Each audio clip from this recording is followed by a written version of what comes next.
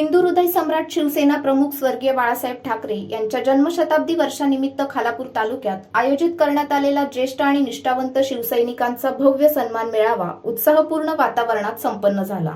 खोपोली येथील महाराजा मंगल कार्यालयात झालेल्या या सोहळ्यात अनेक दशकांपासून शिवसेनेशी एकनिष्ठ राहून पक्षवाढीशी योगदान देणाऱ्या शेकडो शिवसैनिकांचा शाल, श्रीफळ, बाळासाहेब ठाकरे यांचा फोटो आणि पर्यावरण संवर्धनाचा संदेश देणाऱ्या वृक्षारोपणाच्या रोपाने सन्मान करण्यात आला।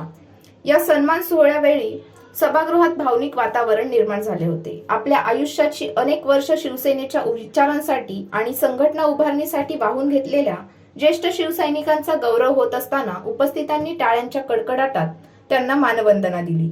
या कार्यक्रमाला मुंबई महापौर किशोरी पेडणेकर, शिवसेना उपनेते बबनदादा पाटील, रायगड जिल्हा संपर्क प्रमुख प्रसाद भोईर, माजी आमदार मनोहर भोईर, उपजिल्हा प्रमुख नितीन सावंत, महिला संघटिका सुवर्णा जोशी यांच्यासह अनेक मान्यवर उपस्थित होते। यावेळी बोलताना माजी महापौर किशोरी पेडणेकर यांनी संघटन मजबूत करण्यासाठी प्रत्येक घरापर्यंत पोहोचण्याचं आवाहन केलं। आपण पहिला आमदार निवडून दिला, त्यानंतर काय घडलं हे सर्वांना माहीत आहे। आज घोडे बाजाराच्या राजकारणाच्या काळातही इतक्या मोठ्या संख्येने निष्ठावंत शिवसैनिकांचा मेळावा होत आहे, याला माझा सलाम, अशा शब्दात त्यांनी शिवसैनिकांच्या निष्ठेचे कौतुक केले। मान्यवरांनी आपल्या भाषणातून बाळासाहेब ठाकरे यांच्या विचारांचा जागर करत शिवसेना संघटना अधिक बळकट करण्याचा निर्धार व्यक्त केला। तसेच ज्येष्ठ शिवसैनिकांचे योगदान हे नव्या पिढीसाठी प्रेरणादायी असल्याचं सांगत त्यांच्या कार्याचा गौरव करण्यात आला। बाळासाहेब ठाकरे जनशताब्दी महोत्सव, जागतिक पर्यावरण दिन आणि खालापूर तालुका प्रमुख एकनाथ पिंगळे यांच्या वाढदिवसानिमित्त आयोजित या कार्यक्रमाला शिवसैनिक, युवा सैनिक आणि महिला आघाडीच्या कार्यकर्त्यांचा उत्स्फूर्त प्रतिसाद लाभला। निवडून दिला, नंतर काय झालं ते सगळ्यांना माहिती आहे। नंतर घोडे बाजार कसा होतो तोही सगळ्यांना माहिती आहे। आजच आपण तो सगळा घोडे बाजारावर म्हणेन काय आहे।